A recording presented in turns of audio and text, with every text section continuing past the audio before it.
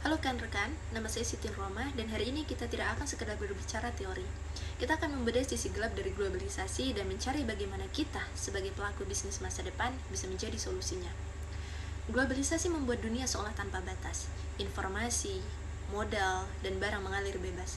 Tapi kebebasan ini membawa tantangan nyata, korupsi, pelanggaran etika, dan kerusakan lingkungan. Dan bagaimana kita menghadapinya? Dan mari kita bahas dalam 3 poin utama. Dan yang pertama, soal korupsi dan suap. Dalam dunia global, praktik ini seringkali dilegalkan sebagai biaya operasional ataupun pelicin. Tapi ini adalah racun. Ini menghancurkan keadilan pasar.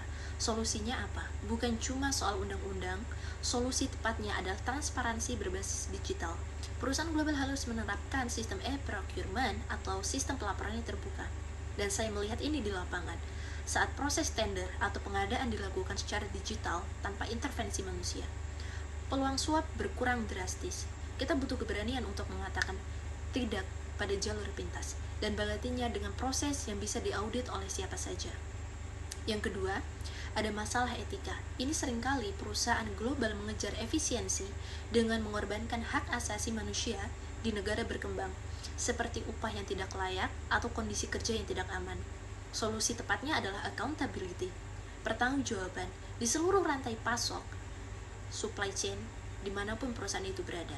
Etika tidak boleh berhenti di kantor pusat perusahaan yang mewah. Perusahaan wajib menerapkan code of conduct yang mengikat sampai ke vendor terkecil.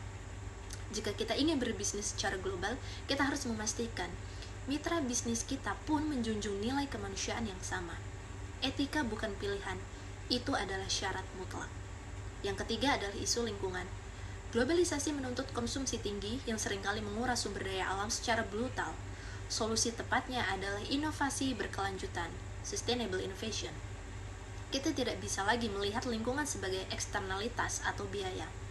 Lingkungan adalah aset. Di industri tambang tempat saya bekerja, ini adalah tantangan nyata.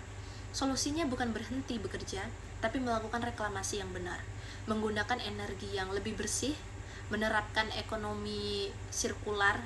Bisnis harus bisa memberi lebih banyak pada alam daripada apa yang diambilnya.